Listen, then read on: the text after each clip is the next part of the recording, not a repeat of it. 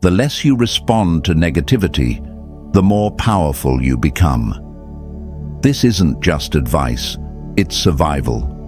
Because when you stop reacting to the games they play, that's when their true colors start to bleed through. My friends, what happens when they can't control you anymore? Do they walk away quietly? Number. They double down, they switch the game board, flip the pieces, and start playing dirty.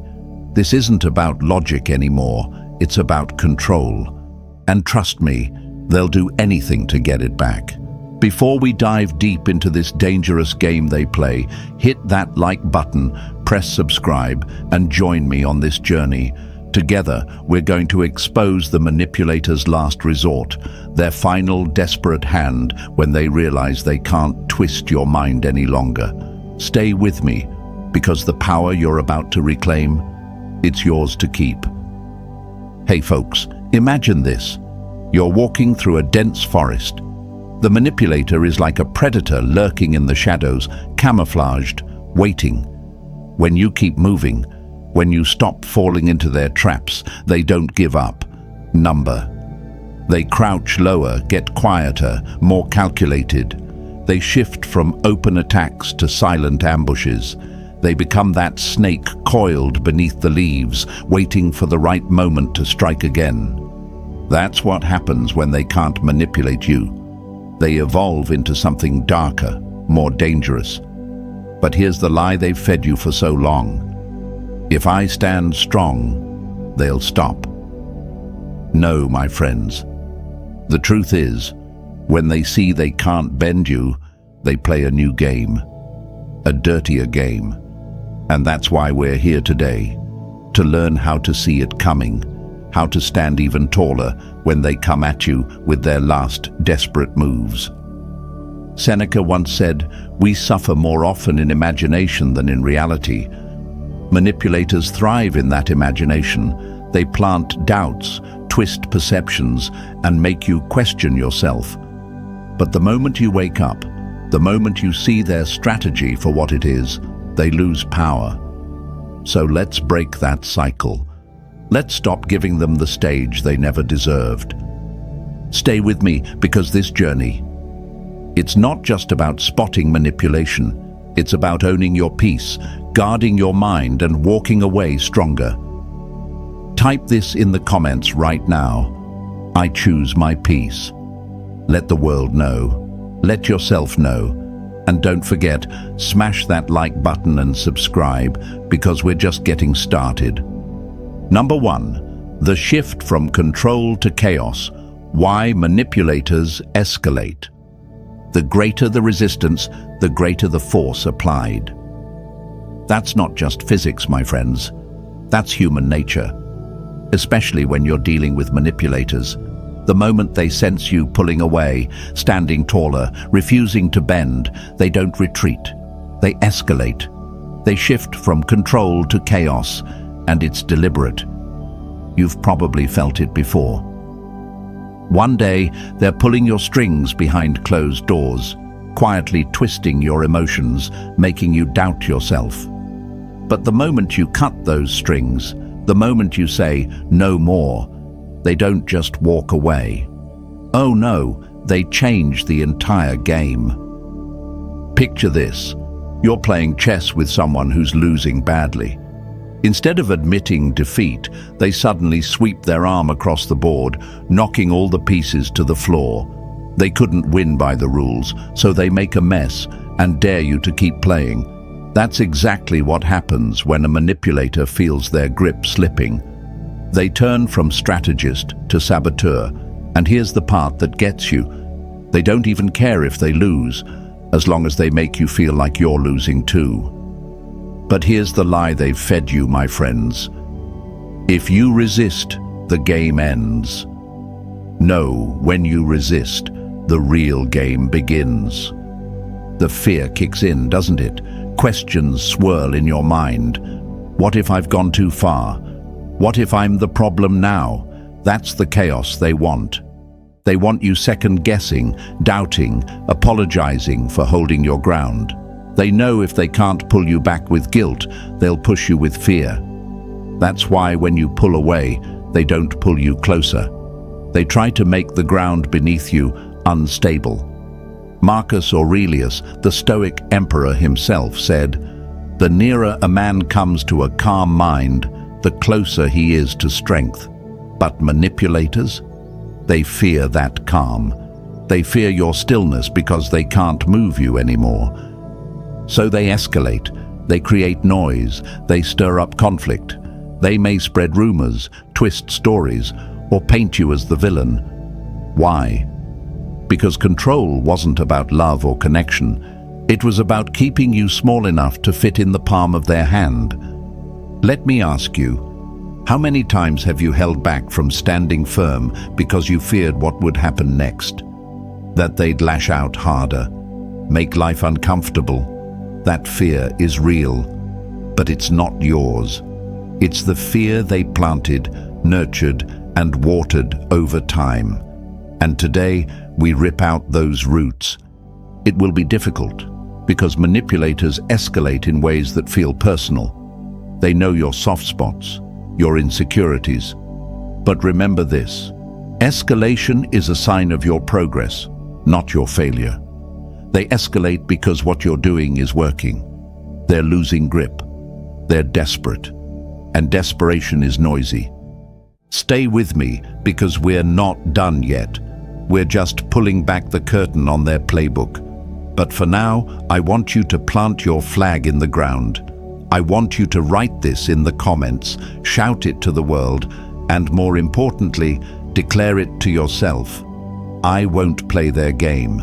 Show yourself, show the manipulator, show the world around you that you choose strength, not chaos. And trust me, what's coming next? It's going to open your eyes even more. Number 2, the sympathy mask, when they become the wounded healer. The most dangerous people are not those who show you their claws. It's the ones who hide them beneath a handshake. Remember that.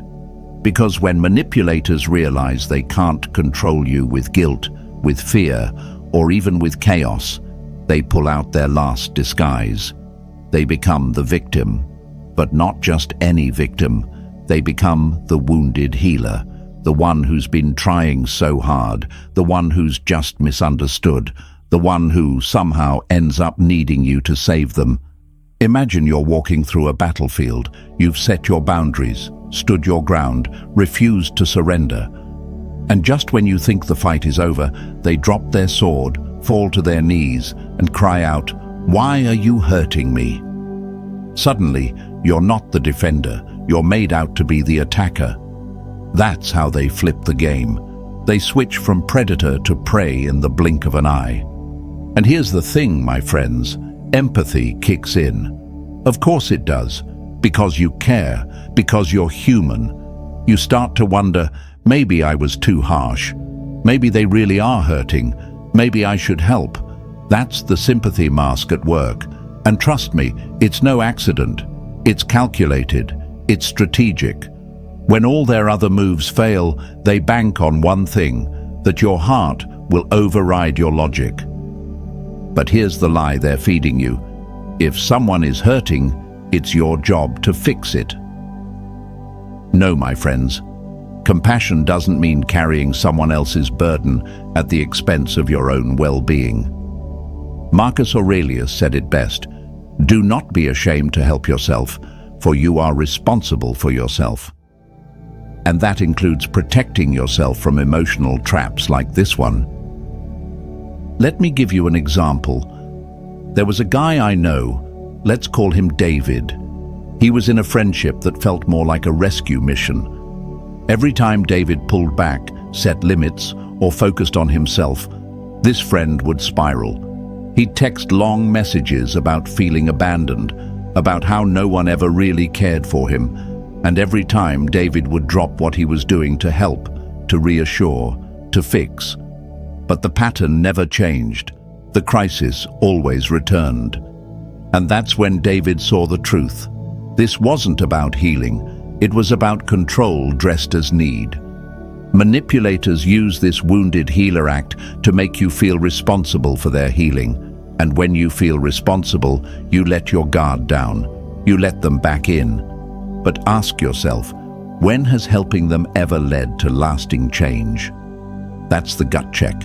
If it's the same cycle again and again, that's not healing, that's a game. So, how do you break free from the sympathy mask? First, recognize it for what it is, a tactic, not a tragedy. Second, separate their feelings from your responsibility. You can care about someone's pain without making it your job to fix them. And third, stand firm in your boundaries. Don't let a teardrop wash away the lines you drew for your own peace. Let's end this one with something powerful. Drop this in the comments and claim it. I am not responsible for anyone's healing but my own. Say it. Believe it. Show yourself and the world that your compassion has limits. And that's not weakness, that's wisdom. And trust me, there's more coming. Their game isn't over yet, but neither is your power. Stay with me. Number 3, manufactured crises, creating chaos to pull you back in. If they can't pull you down, they'll try to pull you into their storm. That's the game manipulators play when they know they've lost control. When your peace becomes unshakable, when your boundaries hold strong, they do the only thing left in their playbook. They create chaos. Not just any chaos, but chaos designed to drag you back in. Picture this. You've built a fortress. Your walls are solid. You've cleared the noise, stepped back from the drama. But outside those walls, the manipulator is lighting fires. They throw stones, beat the drums, and make as much noise as they can, not because they want to tear down the walls, but because they want you to open the gates. They want you to come running out, distracted, caught up in the mess, because the moment you do, they have you again. Here's the lie they feed you in these moments. If you care, you'll help put out this fire. But what they don't tell you is that they lit the fire. They created the crisis. They stirred the pot, and they're watching to see if you'll step back into the chaos just to fix it for them. Let me ask you, my friends, how many times have you been doing well, finally feeling grounded, only to have that one person drop a crisis at your feet? A sudden emergency, a last-minute disaster, and suddenly you're questioning yourself. Should I help? Should I step in? What kind of person would I be if I didn't? That's the storm they create. And here's the truth. They don't need the problem solved. They need you trapped in the cycle again. Because once you're back in the storm, once you're reacting, they've got their hooks in you again. Seneca said, "We are more often frightened than hurt, and we suffer more from imagination than from reality." Manipulators know this. They don't need to create real fires. They just need to make enough smoke that you panic, that you doubt, that you rush to their rescue. But remember this, my friends, someone who respects you doesn't light fires around your peace. Let me tell you about someone I know. We'll call her Mia. She had a sibling who was the master of manufactured crises. Every time Mia pulled back to focus on herself, whether it was a new job, a relationship, or just personal growth, her phone would ring. "There's a problem. I need you." And every time Mia would drop everything, step back into the chaos, and lose herself in fixing it. Until one day Mia paused. She asked herself, "Why is there always a fire only when I'm doing well?" And that's when it hit her. The fires weren't accidents. They were strategies. They weren't emergencies. They were distractions. And that day, she let the fire burn. She didn't answer the call. She didn't rush in. And guess what? The world didn't end. So how do you deal with manufactured crises? First, pause before reacting. Ask yourself, is this a real emergency, or am I being pulled into their storm? Second, remember who lit the fire. If the same person keeps bringing drama to your door, that's not coincidence. It's a pattern. And third, stay in your fortress. Don't open the gates just because they're banging on them. I want you to claim this truth right now. Type it in the comments and let it be your anchor. I won't be pulled into their storm. Show yourself. Show the world. You can care without sacrificing your peace. Stay with me, because their game isn't done yet, but neither are you. Number 4, the silent treatment reversal, withdrawing to make you chase. Sometimes the silence is not peace, it's a trap. Let that hit for a second, my friends, because manipulators know how powerful silence can be. They've felt it when you used it, when you stopped reacting, when you stepped back, when you stopped feeding the fire. They felt the sting, and now they flip the script. They take your weapon and turn it against you. But this silence, this isn't the silence of strength. This is the silence of manipulation. It's a calculated withdrawal meant to make you chase. Picture this. You've walked away from the chaos. You've built your calm. But suddenly, they go quiet. No calls, no texts, no drama. At first, it feels like peace, like maybe they've moved on. But then the questions creep in.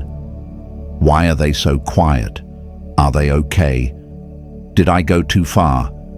Maybe I should reach out. And just like that, their silence begins to stir your mind. That's their game. They know the fear of the unknown can be louder than any words they could say. Here's the lie they hope you swallow. If they're silent, it must be your fault. But let me break that right now. Their silence isn't about reflection. It's about control. It's about making you uncomfortable enough to break your own boundaries. Marcus Aurelius said, "If you are distressed by anything external, the pain is not due to the thing itself, but to your estimate of it." Manipulators bet on that estimate.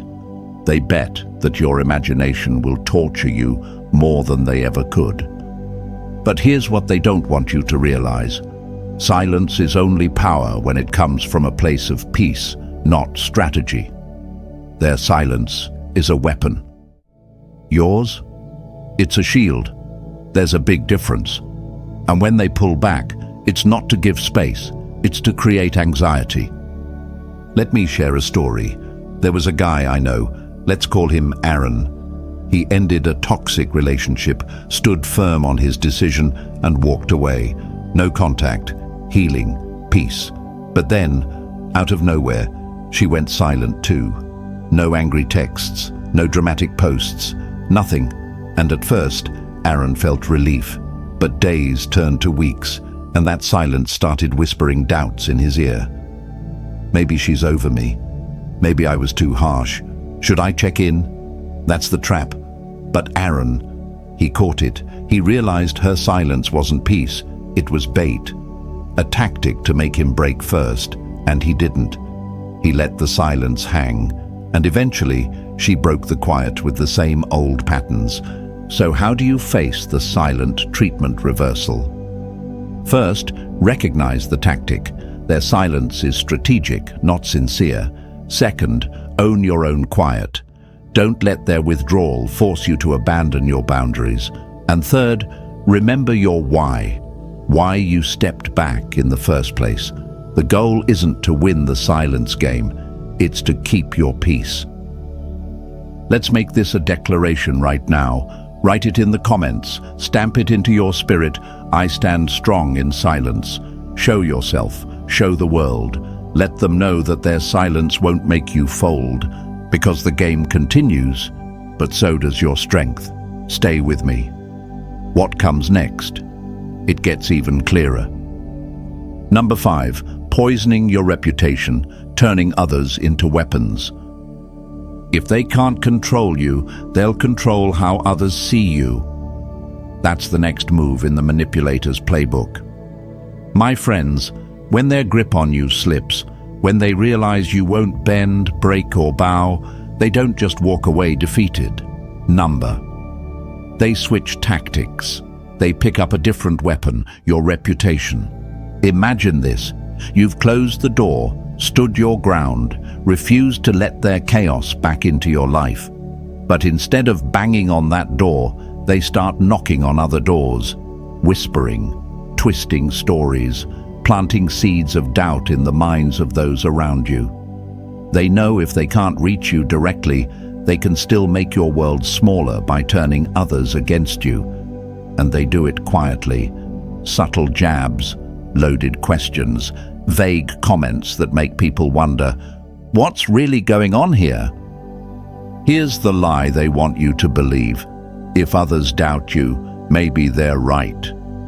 But let's break that right now. Gossip isn't truth, it's just noise. And manipulators are masters of it. They know they don't need to shout your flaws from the rooftops. They just need to plant the seed and let it grow in the dark. It's like poisoning a well drop by drop until the whole thing is contaminated. Marcus Aurelius said, "The opinion of 10,000 men is of no value if none of them know the truth." That's the core of this game. They don't care about the truth, they care about perception. And they know perception can be powerful enough to isolate you, to make you question yourself, to wear down your resolve. But here's the thing they don't expect. You don't have to drink from their poisoned well. Let me share a story. There was a woman I know, let's call her Elise. She ended a long friendship with someone toxic. She didn't make a scene, didn't trash talk, she just walked away. But her former friend, she couldn't stand being powerless. So she started whispering, telling mutual friends that Elise had changed, that she was cold now, distant, selfish. And slowly, Elise felt the shift. Fewer invites, strange looks, conversations that stopped when she entered the room. The trap was set. The isolation began. But Elise? She didn't panic. She didn't chase after anyone to explain herself. She stayed consistent, stayed true. And guess what? Over time, people saw the difference between whispers and actions. The truth surfaced, not loudly, but steadily. So how do you handle this poisoning of your reputation? First, recognize the strategy. It's not personal, it's their last desperate move for control. Second, let your actions speak louder than their words. Consistency is your shield. And third, refuse to chase explanations. You don't owe anyone a defense in a room you're not even standing in. The right people, they'll see the truth. The wrong ones, let them believe what they want. And here's your declaration for today. Write it in the comments. Let it anchor you. My truth outlasts their lies. Show yourself. Show them. Show the world that no amount of whispers can shake your foundation. Stay with me, my friends. Because this dangerous game, it's not over yet. But neither is your power. Number 6. Testing your boundaries. Little requests that lead to big betrayals. The easiest way to steal something valuable is to make it seem small. Remember that, my friends, because this is how manipulators test your walls. When they know they can't knock down your boundaries head-on, they get sneaky. They stop asking for big things. Instead, they start with the small favors, tiny requests, harmless gestures, a text here, a favor there, just a little thing. But here's the trap. Every inch you give becomes a mile they take. It's like leaving the door to your home cracked open just a little, thinking, it's just an inch, what harm could it do? But through that inch comes the cold wind, the dirt, the pests, and before you know it, the whole house feels invaded. That's what they're doing.